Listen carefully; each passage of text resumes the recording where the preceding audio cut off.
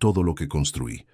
Sedujo a mi socia, manipuló al consejo y en la noche de nuestro aniversario de bodas me despidió de mi propia empresa. Lo que él no sabía es que yo había redactado una cláusula en el acta constitutiva que él nunca se dio el trabajo de leer, y cuando salió el sol al día siguiente, quien lo perdió todo fue él. Pero antes de continuar, checa si ya estás suscrito al canal y escribe en los comentarios ¿desde dónde estás viendo este video? Nos encanta saber hasta dónde están llegando nuestras historias. El olor a café de olla se mezclaba con el perfume caro que me había puesto esa mañana, tratando de convencerme de que ese día sería especial. 7 años de matrimonio. 7 años desde que Mateo y yo habíamos transformado una idea escrita en una servilleta en una empresa de tecnología que facturaba millones. Mi nombre era Renata. Tenía 34 años. Y en esa mañana de noviembre, todavía creía que mi esposo me amaba. Mi teléfono vibró 3 veces seguidas mientras me ajustaba los aretes de perla que él me había regalado la Navidad pasada. El primer mensaje era de recursos humanos, el segundo del jurídico. El tercero, un correo formal con el logotipo de la empresa que yo misma había diseñado. Contrato rescindido por decisión unánime de la junta directiva. Lo leí 3 veces. Las palabras no tenían sentido. ¿Cómo podían despedirme de una empresa que yo había fundado? Bajé las escaleras de nuestro departamento en Polanco, con el corazón martilleando en el pecho. Mateo estaba en la cocina, tomando café como si fuera una mañana cualquiera, con el periódico abierto en la sección de economía. Le mostré la pantalla del celular. Mi voz salió más firme de lo que esperaba. Él ni siquiera miró bien. Me dio esa sonrisa de lado que yo solía considerar encantadora y que ahora me pareció calculada. Explicó con una calma que me congeló por dentro. Dijo que había convencido al consejo de que yo no estaba preparada para liderar la expansión internacional, que era mejor así, que ahora podía dedicarme a otras cosas. Yo construí esta empresa contigo, quise decir, pero las palabras se murieron en mi garganta cuando escuché el sonido de tacones en el pasillo. Una mujer apareció en la puerta de la cocina, rubia, maquillaje impecable, vistiendo un traje sastre que reconocí de inmediato porque había visto la factura en la tarjeta corporativa. Era Ximena, mi directora financiera, mi amiga, o al menos eso pensaba yo. Ella no dijo nada. Solo cruzó la cocina, tomó una taza de café y se recargó en la barra al lado de mi marido, con una intimidad que no dejaba dudas. Mateo ni siquiera tuvo la decencia de parecer apenado. Mi madre siempre decía que uno solo conoce a una persona de verdad cuando ésta cree que ya no te necesita. En ese momento, mirando al hombre con quien había compartido mi cama, mis sueños y mi empresa por casi una década, entendí lo que ella quería decir.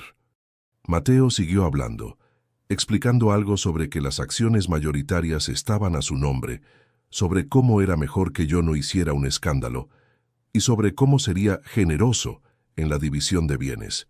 Ximena sonreía de esa manera en que las mujeres satisfechas sonríen cuando creen que han ganado.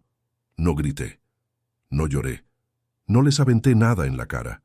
Solo asentí, tomé mi bolsa y salí por la puerta principal como si fuera al súper. En el elevador, mis manos temblaban tanto que apenas pude presionar el botón de la planta baja. Pero mi cabeza estaba extrañamente clara, porque mientras Mateo explicaba sus planes, recordé algo. Una cláusula específica en el acta constitutiva de la empresa, redactada por mí misma 3 años antes. Cuando tuve el primer presentimiento de que algo no andaba bien, llamé a mi madre desde el coche. Doña Carmen contestó al segundo tono, como siempre hacía. Le conté todo en frases cortas, sin emoción. El despido. Ximena. La sonrisa de Mateo. Mi madre escuchó en silencio.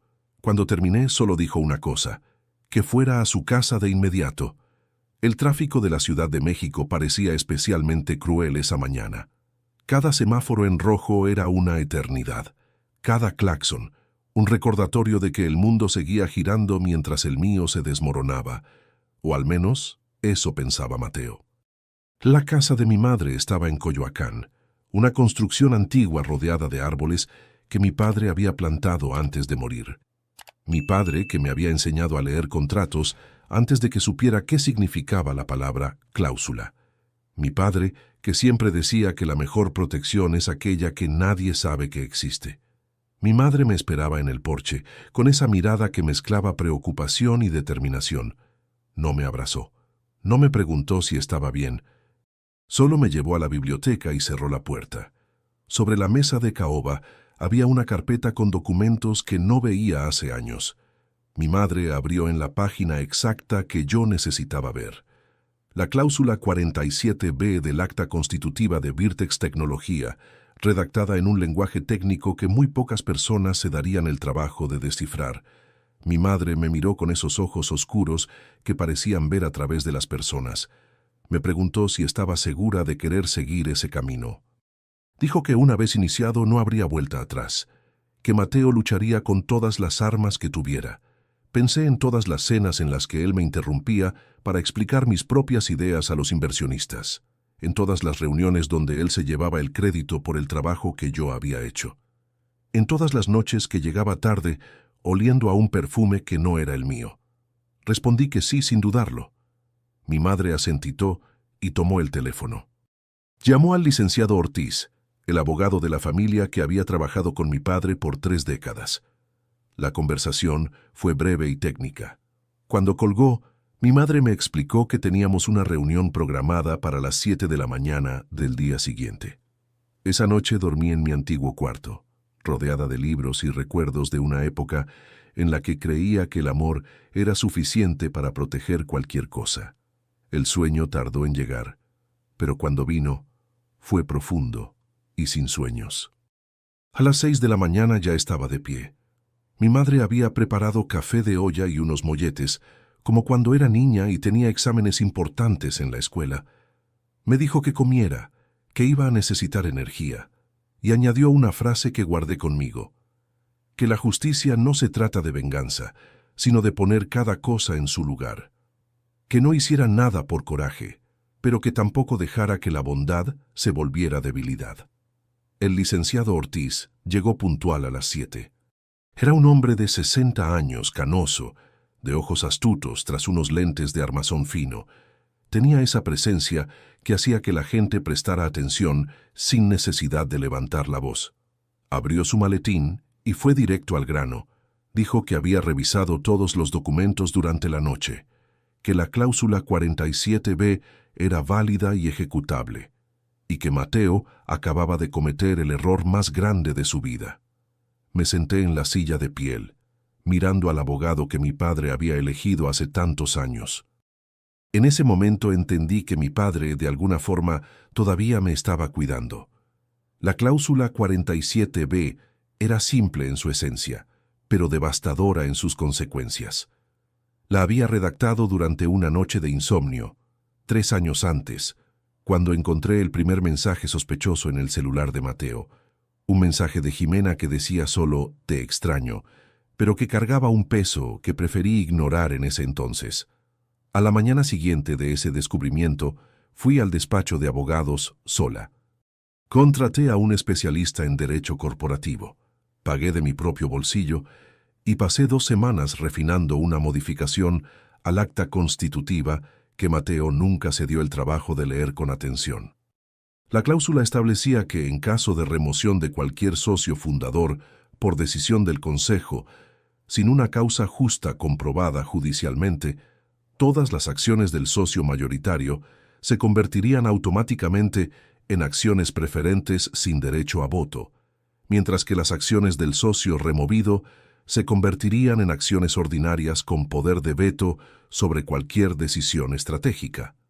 En otras palabras, en el momento en que Mateo me despidió, perdió el control de la empresa. El licenciado Ortiz explicó los siguientes pasos con la precisión de un cirujano.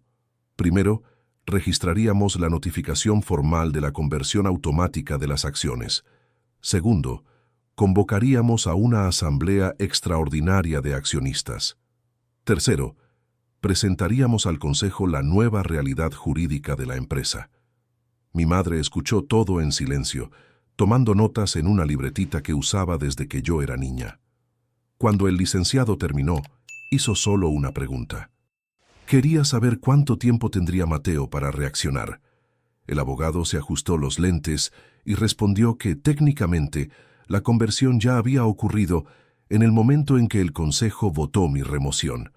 Mateo podría impugnar judicialmente, pero el proceso llevaría meses, tal vez años, y mientras tanto él no tendría poder de decisión sobre nada.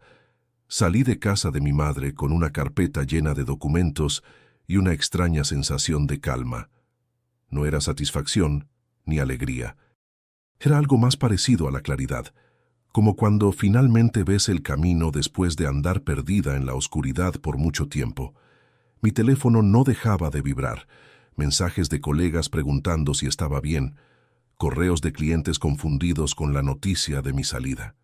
Una llamada de Mateo que mandé al buzón, otra de Jimena, a quien bloqueé de inmediato. Me fui a un hotel en el centro histórico. No quería quedarme en casa de mi madre y no tenía ninguna intención de volver al departamento que compartía con Mateo.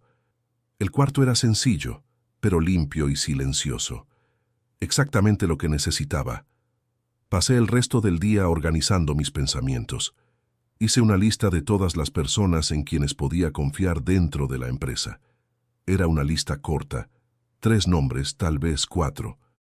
Pero eran personas que conocía hace años, que habían construido sus carreras a mi lado, que me debían lealtad profesional, si no personal. Por la noche llamé a cada una de ellas. No les hablé de la cláusula, solo dije que necesitaba información sobre lo que estaba pasando en la empresa. ¿Qué estaba planeando Mateo? ¿Cómo había reaccionado el consejo a mi salida? Las respuestas me sorprendieron. No todos en el consejo habían votado a favor de mi remoción. 2 directores se habían abstenido y 1 votó en contra. La decisión fue apretada, conseguida por Mateo a base de presiones y promesas que sospechaba que no pensaba cumplir.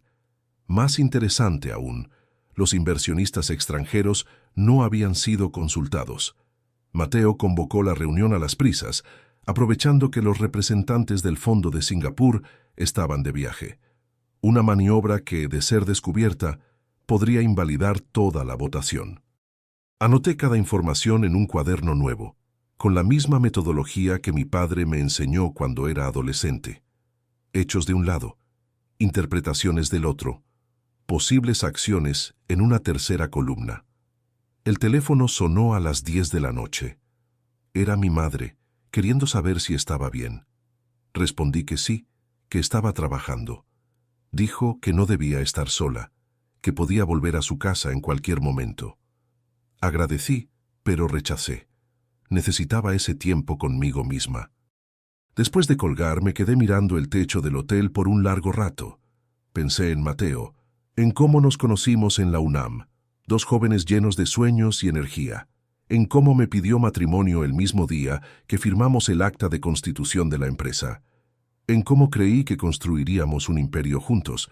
La traición no dolía tanto como esperaba, tal vez porque en el fondo ya lo sabía desde hace tiempo.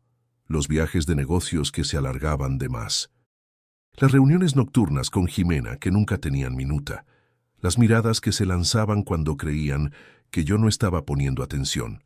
Lo que dolía era la torpeza. Mi propia torpeza de haber ignorado todas las señales, de haberme convencido de que estaba imaginando cosas, de haber puesto la empresa y el matrimonio por encima de mi propia intuición. Mi madre tenía razón cuando decía que uno no debe usar la bondad para comprar la decencia de los demás. La gente decente no necesita ser comprada, y los que no lo son nunca lo serán, sin importar cuánto amor les ofrezcas. Dormí mal esa noche. Desperté varias veces con el corazón acelerado, soñando con reuniones de consejo y contratos que se transformaban en serpientes, pero cuando salió el sol estaba lista. La notificación formal fue enviada a las 9 de la mañana en punto, por correo electrónico a todos los miembros del consejo, por mensajería certificada a la dirección de la empresa y por notario al departamento de Mateo. El licenciado Ortiz me llamó a las 10 para confirmar que todos los documentos habían sido entregados. La asamblea extraordinaria estaba convocada para dentro de 72 horas.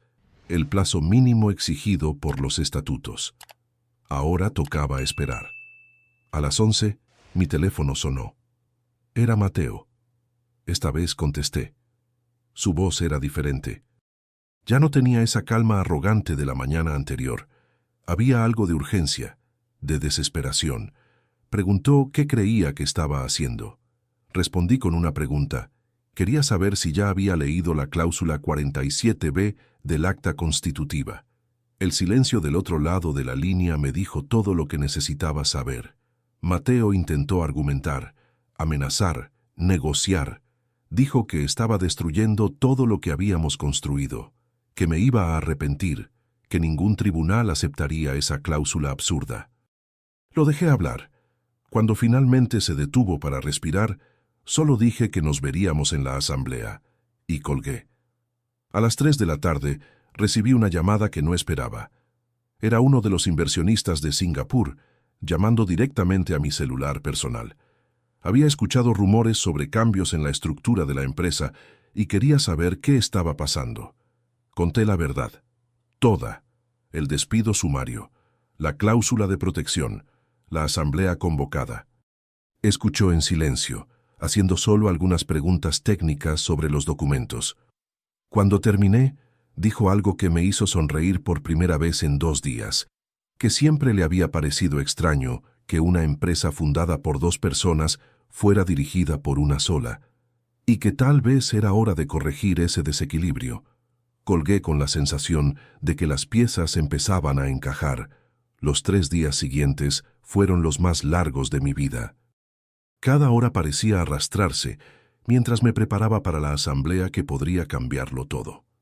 Mateo intentó contactarme decenas de veces, por teléfono, correo, mensajes. Hasta mandó a uno de los directores que consideraba su aliado para intentar un acercamiento. Rechacé todos los contactos. No había nada de qué hablar. La conversación sería en la asamblea, ante testigos y con todo registrado en acta. Mi madre me visitó en el hotel el segundo día. Trajo un tope con arroz, frijoles y pollo asado. La comida sencilla que siempre hacía cuando necesitaba consuelo. Comimos juntas en silencio, mirando por la ventana la ciudad que se extendía allá abajo. Me contó una historia que nunca había escuchado. Dijo que mi padre, muchos años antes, había pasado por algo parecido. Un socio que intentó sacarlo del negocio. Una traición que casi destruye todo. Pero mi padre, con la misma paciencia metódica que me enseñó después, había documentado cada paso, cada plática, cada decisión sospechosa. Cuando llegó la hora del enfrentamiento, tenía pruebas suficientes no solo para defenderse, sino para darle la vuelta al juego por completo. Le pregunté por qué nunca me lo había contado antes. Mi madre sonrió de esa manera triste en que las madres sonríen cuando saben algo que los hijos aún necesitan descubrir. Dijo que hay lecciones que uno solo aprende cuando está listo para escuchar, y que tal vez yo no estaba lista hasta ahora. En la víspera de la asamblea recibí una visita inesperada. Jimena apareció en la recepción del hotel pidiendo hablar conmigo. Mi primer instinto fue rechazarla, pero algo en la voz de la recepcionista me hizo cambiar de opinión. Dijo que la mujer parecía desesperada. Bajé al lobby, pero no la invité a subir. Nos sentamos en 2 sillones alejados, cerca de una ventana que daba a la calle transitada. Jimena estaba diferente. El traje caro había sido reemplazado por unos jeans y una blusa sencilla. Sin maquillaje, se veía más vieja, más cansada. Los ojos rojos indicaban que había llorado recientemente. Empezó a hablar antes de que yo pudiera decir nada. Las palabras salían atropelladas, mezclando disculpas con justificaciones y acusaciones. Dijo que Mateo le había prometido que estarían juntos. Que se iba a divorciar de mí, que ella sería la nueva presidenta de la empresa. La escuché en silencio, observando cada expresión, cada gesto nervioso. No sentí coraje, sentí algo más parecido a la lástima. Jimena había sido usada tanto como yo, solo que de una forma distinta. Cuando finalmente dejó de hablar, hice solo una pregunta. Quería saber qué planeaba hacer Mateo en la asamblea. Jimena dudó. Miró a los lados como si temiera ser observada. Después, en voz baja, lo contó todo. Mateo había contratado a un abogado especialista en litigios corporativos. La estrategia era impugnar la validez de la cláusula 47B, alegando que nunca había sido aprobada en asamblea de accionistas. Además, planeaba presentar pruebas de que yo había actuado de mala fe al redactar la cláusula en secreto, caracterizándolo como fraude corporativo. Era una estrategia agresiva, pero tenía puntos débiles obvios. La cláusula había sido incluida en una modificación del acta constitutiva que el mismo Mateo había firmado, sin leer con cuidado porque estaba demasiado ocupado con otras cosas. Con Ximena, probablemente. Agradecí la información. Ximena preguntó qué pasaría con ella ahora. Respondí honestamente que eso dependía de cuánto estuviera dispuesta a cooperar. Que si quería, podría contar la verdad sobre su relación con Mateo y sobre las decisiones que él había tomado usando la posición de ella en la empresa. Pareció considerarlo por un momento. Después sacudió la cabeza y dijo que no podía hacer eso, que amaba a Mateo, que todavía tenían un futuro juntos. Me levanté y me fui sin decir nada más. Hay gente que necesita tocar fondo antes de empezar a subir. Ximena aún no llegaba ahí. La mañana de la asamblea amaneció gris, con esa llovizna típica de la ciudad que lo cubre todo con una capa de melancolía. Me puse un traje sastre azul marino, colores sobrios que transmitían seriedad. Mi madre insistió en acompañarme y el licenciado Ortiz nos encontró en la puerta del edificio corporativo en Santa Fe, donde estaba la sede de Virtex. La sala de juntas del piso 30 estaba llena cuando llegamos. Todos los miembros del consejo presentes, además de representantes de los inversionistas, incluyendo a los de Singapur que habían insistido en participar presencialmente. Mateo estaba sentado a la cabecera de la mesa, flanqueado por su abogado y por Ximena, que había retomado su pose profesional. Cuando entré, el silencio fue inmediato. Sentí las miradas pesando sobre mí, algunas curiosas, otras hostiles, unas pocas solidarias. Caminé hasta la silla reservada para mí al otro lado de la mesa, frente a Mateo. Él me miró con esa expresión que conocía bien. Era la mirada que usaba cuando creía tener el control, cuando ya había calculado todos los movimientos y solo esperaba a que el adversario cayera en la trampa. La asamblea fue abierta por el presidente del consejo, un hombre mayor que había sido designado por los inversionistas y que siempre me había tratado con respeto profesional. Leyó la orden del día y le dio la palabra al abogado de Mateo. El abogado era bueno, tenía que admitirlo. Habló por casi una hora, presentando argumentos jurídicos elaborados, citando jurisprudencia, cuestionando la validez de la cláusula en todos los puntos posibles. Mientras él hablaba, yo observaba las reacciones alrededor de la mesa. Algunos miembros del consejo parecían convencidos, otros escépticos. Cuando llegó mi turno de hablar, el licenciado Ortiz se levantó primero. Con la calma de quien ha visto 1000 batallas legales, desmontó cada argumento del abogado contrario. La cláusula había sido incluida en una modificación aprobada en asamblea 3 años antes. Mateo había firmado el documento personalmente. El acta de la asamblea estaba registrada ante notario público, pero el as bajo la manga fue otro. El licenciado Ortiz presentó un documento que yo no conocía hasta ese momento. Era un correo de Mateo para Ximena, de 6 meses atrás, en el que discutía abiertamente el plan para removerme de la empresa. En el correo, mencionaba específicamente que necesitaba hacerlo antes de que yo descubriera algo que él llamaba el problema de la cláusula. El silencio en la sala fue absoluto. Mateo se puso pálido. Ximena empezó a temblar. Su abogado pidió un receso para consultar a su cliente. El receso duró 40 minutos. 40 minutos, en los que me quedé en la sala de espera con mi madre y el licenciado, mirando por la ventana la ciudad nublada. Mi madre no dijo nada, solo apretó mi mano con esa fuerza silenciosa que siempre me transmitió más que cualquier palabra. El licenciado Ortiz revisaba sus papeles con la concentración de un cirujano. Pregunté de dónde había salido ese correo. Explicó que una fuente anónima lo había enviado a su despacho la noche anterior. No sabíamos quién era, pero sospechábamos de alguien interno. Tal vez alguien de sistemas con acceso a los respaldos. Pensé en Ximena, en la plática del hotel, en la desesperación de sus ojos. ¿Sería posible que hubiera cambiado de opinión? ¿Que hubiera decidido cooperar al final de todo?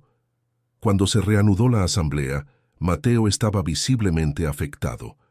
Su abogado intentó cuestionar la autenticidad del correo, pero el licenciado Ortiz ya tenía un peritaje técnico que confirmaba que el documento no había sido alterado.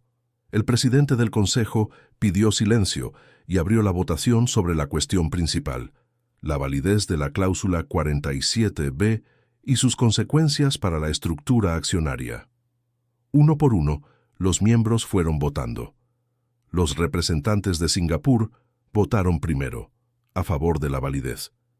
Los dos directores que se habían abstenido antes también votaron a favor. El director que se había opuesto a mi despido obviamente votó a favor. Al final, el resultado fue de 7-3. La cláusula era válida. Las acciones de Mateo se convirtieron en acciones preferentes sin voto. Las mías, en acciones ordinarias con poder de veto. Mateo intentó protestar, pero su voz fue ahogada por el murmullo en la sala. Vi a Ximena levantarse y salir deprisa, sin mirar atrás. Su abogado empezó a recoger sus papeles, murmurando algo sobre amparos y recursos legales. El presidente del consejo dio por terminada la asamblea y me invitó a una reunión privada. Acepté, pero pedí unos minutos para recomponerme. En el baño del piso 30 miré mi reflejo. Era la misma mujer que había despertado 4 días atrás pensando que celebraría su aniversario. Pero algo había cambiado. En los ojos, tal vez, o en la forma de erguir los hombros. Mi madre entró y se puso a mi lado. Dijo que mi padre estaría orgulloso, que hice lo que tenía que hacer de la forma correcta. Respondí que no me sentía victoriosa. Sentía un vacío extraño, como si una parte de mí hubiera sido arrancada y aún no hubiera nacido nada en su lugar. Mi madre asintió. Dijo que era normal, que la justicia no llena el vacío de la traición, solo el tiempo lo hace. Y a veces, ni el tiempo. La reunión con el consejo duró 2 horas más. Discutimos la reestructura, el nombramiento de una nueva dirección financiera y los pasos para estabilizar la operación. Los de Singapur se mostraron muy interesados en tomar un papel más activo. Cuando salí del edificio, ya era noche. La llovizna había parado, pero el aire estaba húmedo con ese olor a asfalto mojado que me recordaba a mi infancia. Mi madre me esperaba en el coche. En el camino a su casa, prendí el celular por primera vez en horas. Decenas de mensajes, colegas felicitándome, clientes queriendo entender, periodistas pidiendo declaraciones y un mensaje de un número desconocido. Fui yo, perdón por todo. X. Se lo mostré a mi madre. Lo leyó en silencio y me devolvió el teléfono sin comentar nada. No respondí a Ximena. No había nada que decir. Hizo lo correcto al final, pero eso no borraba lo anterior. Hay puentes que, una vez quemados, no se pueden reconstruir. En casa de mi madre había una sorpresa. El licenciado Ortiz esperaba con una botella de tequila y 3 copas. Dijo que era tradición celebrar las victorias, incluso las que dejaban un sabor amargo. Brindamos en silencio, mirando el jardín oscuro. Mi madre levantó su copa y dijo que ese brindis era por mi padre, que él me había enseñado todo lo necesario aún sin estar presente. Sentí las lágrimas llegar, pero no las contuve. Lloré ahí, en la biblioteca de mi padre, rodeada de la gente que de verdad me quería. Lloré por la traición, por el matrimonio perdido, por los años desperdiciados, pero también lloré de alivio, de gratitud, de algo que tal vez fuera el inicio de una nueva esperanza. El licenciado Ortiz me informó que Mateo había solicitado una reunión para discutir los términos del divorcio. Quería negociar, evitar un proceso público que expusiera más sus errores. Pregunté su opinión. El abogado tomó un trago antes de responder. Dijo que dependía de lo que yo quisiera. Si quería justicia completa, íbamos a los tribunales. Si quería paz, podíamos negociar un acuerdo que me protegiera financieramente y cerrara el asunto. Pensé por un largo momento. El coraje seguía ahí, latiendo. Pero el coraje es un mal consejero. Mi padre siempre lo decía. Respondí que quería paz, pero una paz justa. No aceptaría menos de lo que merecía, pero tampoco alargaría la guerra solo por ver sufrir a Mateo. El licenciado asintió. Me ayudaría a conseguir exactamente eso. Las semanas siguientes fueron un torbellino. La vida no se detiene solo porque un matrimonio se acaba. El divorcio se finalizó en tiempo récord. Mateo, acorralado por las pruebas, aceptó términos que yo misma consideré generosos. Se quedó con el departamento de Polanco, al que yo no quería volver. Yo me quedé con nuestra casa de descanso en Valle de Bravo y una compensación financiera sustancial. No hubo escándalo en la prensa, solo abogados intercambiando firmas. En la empresa, los cambios fueron profundos. Jimena renunció antes de que tuviera que despedirla. Le envié una carta de recomendación genérica, no por bondad, sino porque no valía la pena cargar con ese peso. Los de Singapur se volvieron socios activos y Virtex empezó a expandirse a otros continentes. Pero lo más importante pasaba dentro de mí. Empecé a ir a terapia. Necesitaba entender cómo llegué ahí, cómo ignoré las señales. La terapeuta me ayudó a ver patrones. Mi tendencia a poner las necesidades de otros antes que las mías, mi dificultad para poner límites. Me dijo algo que no olvido, que la bondad sin límites no es bondad, es autosabotaje. 6 meses después, Mateo me llamó. Pidió vernos. Quería pedirme perdón en persona. La curiosidad ganó. Nos vimos en un café en Lomas de Chapultepec, un lugar neutro. Se veía más pequeño de lo que recordaba. Pidió perdón. Dijo que se arrepentía, que fue un idiota y un mentiroso. Le pregunté por qué. Me dijo que fue inseguridad, envidia de mi éxito, que la traición con Jimena empezó para sentirse poderoso. Una explicación patética, pero honesta. No lo perdoné esa tarde. El perdón se construye con el tiempo. Pero le deseé que encontrara su camino. Me fui sin mirar atrás. Un año después, Virtex había duplicado su tamaño. Estaba en mi oficina en el piso 40 cuando mi asistente anunció una visita. Jimena. Casi no la reconocí. Pelo corto, sin maquillaje, se veía más delgada. No venía a pedir trabajo, solo a pedir perdón de frente. Contó que Mateo la dejó poco después de la asamblea. Se quedó sin nada, pero estaba reconstruyendo su vida en una startup pequeña. Le pregunté por qué mandó el correo. Dijo que tras nuestra plática en el hotel, se dio cuenta de que Mateo nunca la vio como persona, sino como un instrumento. La decisión fue fácil. No le dije que seríamos amigas, pero le deseé lo mejor. Ella dijo que yo me había convertido en la mujer que ella siempre quiso ser, fuerte pero no dura, exitosa pero no cruel. Hoy, 2 años después, estoy en Singapur supervisando la expansión. La ciudad me fascina, es un nuevo comienzo. He conocido a alguien, un ingeniero llamado Wei. Es tranquilo, inteligente, y tiene un humor que me encanta. No es nada serio aún, pero me hace sentir en casa. Mi madre dice que finalmente entendí la lección de mi padre. Protegerse no es cerrarse al mundo, es elegir con cuidado a quién dejas entrar. Hace poco volví a la Ciudad de México para recibir un premio de innovación. En la ceremonia vi a Mateo al fondo del salón. Nos miramos un segundo. Él asintió y se fue. Ya no importaba. En mi discurso agradecí a mi equipo, a mi madre y a mi padre. Pero sobre todo me agradecí a mí misma por haber tenido el valor de empezar de nuevo. Porque el verdadero éxito no es no caer nunca, sino aprender a levantarse de una forma que nadie más te pueda tumbar. Ahora, si te gustó esta historia, dale clic en suscribirte y dime en los comentarios, ¿qué parte te dejó con la boca abierta? Y no olvides hacerte miembro para tener acceso